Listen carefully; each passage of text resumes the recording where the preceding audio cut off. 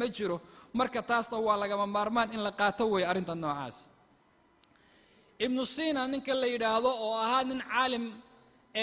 muslimiinta ahaa oo caalamina oo maanta waxyaabaha laga dhaxlay jaamacaadka adduunka dhangaal iyo muslimba lagu dhigo yaa wuxuu leeyahay ilmaha wuxuu ka difaacayaa naaska siintiisu cudurro uusan ilmahaas weligii uusan maaragtay wax kale oo ka celin karaa uusan jirin dawo kasta hadaad keento walidaalika baad aragteen ilmihii naaska haddii loo diido hooyooyinku maanta naaska haddayna siinin waa kuwan aad aragteene lala daba taagan yahay daawada 24 saac marka waa arrin lagama maalmaana weeyaan walaalayaal qaladaadka laga gala tarbiyadoo kale waxaa ka mid ah in la ihmaaliyo tacliimta islaamka ee ilmaha la barayo in la ihmaaliyo oon waxba laga soo qaadin inaan ilmihii u dirno oon madaaristii kale iyo iskoolaadkii kale lagu halmaamo tacliimtiisii islaamkana aan la daryeelin waa qalad kaloo ilmaha laga galo weey haddii uu dhowaan noqdo ilmo qaab daran ama hadalkaaga aan maqlaynin waxaad ogaataa waxbarashadii islaamka in ilmaha ka maqan tahay طيب قرآن كان الله سبحانه وتعالى إن هذا القرآن يهدي للتي هي أقوم هدي أن دين تبرنا قرآن كلا برو أحاديث كلا برو المها ميل في عن بيئوه جامين يساه طيب وحاكم إذا خلطات ككلو المها لججلو إن تربية المها دحدحات عن لجنة قنن محن كودنا أبها إيهو يدو قيب كم إذا وضد أدق أو قلفسن oo ilmaha aad iyo aad ugu warkoodu uu ku adag yahay qayb kamidihina waa sahal aad iyo aad bay u jilicsan yihiin ilmahana waxa ka dhumaya i'tidaalka iyo tawassudka dhaxdhaxaysiga waxa la yiraahdo wuu ka dhumaya labada qayboodba waa laba qaybood oo ku khaldan tarbiyada waxa loo baahan yahay marka i'tidaal iyo wasat alwasatiyya manhajka saliimka marka waa maxay ilmaha lagu tarbiyaynayo وإن المها للد بتاعنا الإرشاد والتوجيه الصحيح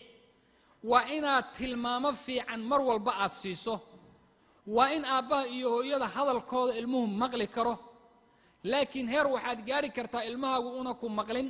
هدي أما أتكوك كنت هاي أما أو سهل كاجا يجلي عاو وعرضك وكبت صاص وكله مركب وإنه وسط نقضه طيب وحاكم إذا قلدات كلمها لقى جلا وكله وحلا إلى عدم المتابعة والتنفيذ المها وحباد أدرتي هول باطل سوقبو وحلا إلى الدبقل إن هذا قصة ماينين المها سيدا أكسونتين حلي يربي ذاكرة هذا أما فهم كودو يوجوغا حصوص عيالك وحي يربي وحصوصتان هدي أرين انت أدرتو عادا متابعين الدبقلين وحاوي خلد المها أتكقل يسوي وإلا تبصعد اللوغية رسولك صلى الله عليه وآله وسلم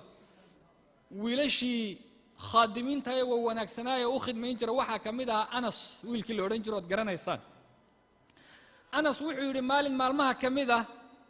rasuulku arrin buu ii diray sallallahu alayhi wa alihi wasallam waxaan iri ma aadayo arrintaas iyada ah niyadana waxa iga jirtay buu inaan aado oo rasuulka warkiisa aan diidin waan baxay caruur meel joogtaan u tagay oo waan iskala ciyaaro waan fiirsanayay buu wax yar kadib waxaan arkay qof intuu gadaal iga soo maray qadaadka saa ii qabtay haddii aan fiiriyeyna waa rasuulkii Allah sallallahu alayhi wa alihi wasallam rasuulka ayuu ahaa marka halkaa wuxuu yiri rasuulku Anas shaqadii aan ku diray ma aaday wuxuu yiri yaa rasuulallahi wa hadan aadaya taas daliil maxay u tahay waxa ilmahaaga aad u dirto inaad ku daba taagnaato oo inta hawl u dirto aadan faraha ka qaadin waa laga maarmaan waxa kamida walaalayaal khaladaadka kale ilmaha aan ka galayno التفريق في المعاملة وحلا إلى المها رقم كأت كسمين يسوع إن أتكو كلا صارت المه مثلا ويلش سيجارة ولا رقمتها قبلها أنا سيجارة ولا رقمتها ما هنكودنا ويلش واد جعش هاي قبلها أنا متجعلين مثلا وحكى لا أصميسا المها قارب ضوح وكنتا هدية يا وحبض وكنتا قارك كلام كنت وحكى لا أصميسا مفاضلة المها أياد مقارنة كسميسا oo iyaga tartiisa hebel baa ka fiican hebel buu ka fiican yahay baad leedahay arrimahaas oo dhan cadaalad hadaad ilmahaaga u sameeynin waa qalad ilmahaaga aad ka galayso way rasuulka sala allahu calayhi waaalih wasalam maalin maalmaha ka mida wiil yar baa loo keenay nucmaan ibnu bashiir wiilkaas marka loo keenay wuxuu yidhi aabbihii yaa rasuulallahiyow waxaan rabnaa wiilkan inaan arrin waxbaan siinaynaayo inaad ogaato ood markhaati ka gasho inaan wiilkaa waxaa siinay rasuulku wuxuu yidhi wiilasha dhan iyo carruurtaada dhan waxaan ma la wada siiyey wuxuu yidhi maya lama siinin rasuulku wuxuu yidhi sala allahu calayhi waaalih wasalam jawr iyo gardarro waxa la yidhaahdo anigu markhaati ka noqon maayo ee dad kale raadsada halkaa waxaa kaaga cad in ilmaha loo sameeyo cadaalad wax xitaa jacaylka ilmahaaga aad jeceshahay waa inaad u qaybiso weeyaan xitaa qofka bini aadamkaa jacaylka qalbigiisu hadday meel uu noqoto waa suuragal qalbiga rasuulku wuxuu yidhi allahuma hada fima amlik walaa taluumunii fima laa amlik wuxuu qofku awoodo waa mucaamalada iyo dhaqanka aad samayn inaad hagaajiso haddaad kana wax u keento wiilka wax u keento gabadhan inaad wax u keentaa lagaa rabaa ilmahaagana waa inaadan ku samaynin inaad kala muqaanoto hebel oo hebel baa kaa fiicanna waa inaadan ku samaynin walaalayaal waxaa ka mid oo kale qaladaadka ilmaha laga galo wax la yidhaahdo khiyaabu lqudwa ku dayashada saxdii inay maqan tahay aabbuhu wuxuu rabaa iyo hooyadu inay ilmaha wax fiican u sheegaan laakiin iyo wax fiican ma sheegaan iyaga naftoodii baan wax fiican ku dhaqmaynin waxaa jiray nin u yimid xilligii saxaabtii camar binu cutba nin la odhan jiray yaa ilmihiisa wuxuu u qabay nin macallin oo waxbara buu u keenay wuxuu ku yidhi ninkii macallinkaabuu marka la dardaarmayay intaan ilmahaba loo gudbin wuxuu yidhi niyow waxaan kula dardaarmayaa hadalkaaga iyo waxaad samaynay yayna iskhilaafin mar walba labadaas yayna iskhilaafin maxaa jira ilmaha indhahoodu waxay la socdaan buu yidhi qofku wuxuu samaynayo macallinkaa ama aabbaha ama hooyada haddii aad wax u samayso ilmuhu waxa fiican waxay u yaqaanaan waxa waalidku sameeyo waxa xunna waxay u yaqaanaan waalidku wuxuu iska daayo sidaas darteed waxaa loogu talagalay in waalidiintu aabbaha iyo hooyada iyo macallimiinta intoo dhan wax fiican uu ilmuhu kaaga jeedo waxaa laga yaabaa ilmahaaga oo yar inaad istiraahdo ilmuhu misagoo yar buu wax garan karaa culimmadu waxay leeyihiin xilliguu soo dhasho xitaa waxbuu garanayaa ilmuhu nadaradiisina waxay ku xidhan tahay qofkaasi wuxuu mar walba uu samaynayo marka waxa aad samayn waa inaad ka fikirto wax fiicanna aad isku daydo inuu noqdo waxa aad samaynna dee adiga naftaadu waxaad ilmaha u sheegi hadduu khilaafo waxaad sheegi yaa ayuha aladiina aamanuu lima taquuluuna maa laa tafcaluun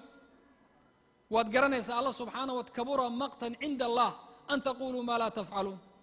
waa carada ugu weyn almaqtu waxaa la yidhaha qadabka shadiidka ama carada daran oo rabbi waxay ku dhacaysaa qofka afka wax ka sheega wixiina aan samaynaynin marka taas waa lagama maarmaan inay iswaafaqaan walaalayaal qaladka kaloo ilmaha laga galo waxaa ka mid a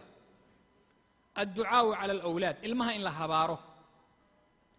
aabbaha iyo hooyadu maanta waxaan aragnay biadfah alumuur wa absatiha waxa ugu yaryar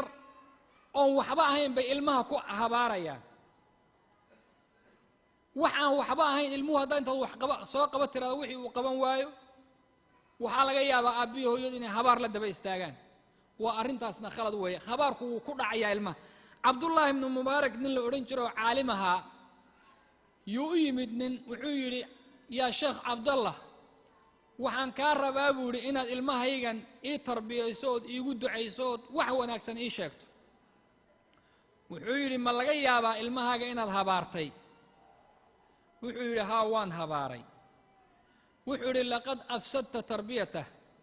tarbiyadiisa adaa fasahaadiyey buuri waxbana kama qaban karo sidaas darteed habaarka waalidku waa wax la arko oo dhaca ee ilmaha walaalayaal yaan la habaarin haddii aan habaarnana qalad baan ilmaha ka gelaynaa ayib waxaa ka mid a qaladaadka ilmaha laga galo oo kale in la adeegsado 24 saacaad ku hadlayso ereyo xunxun rasuulku wuxuu yidhi sala allahu calayhi waaalih wasalam mu'minku ma aha midka faaxishka sheega ma aha lacaanka dadka lacnada ma aha badiiga afka dheer qofka aflagaadada badanoo 24 saac nacallaa kuu yaaliya nacallaa kan ka baxay qofka dhahaya kaas ma aha ka fiican mu'minku kaa ma aha ilmahaaga hadduu afkaaga bartana isaguna sida aad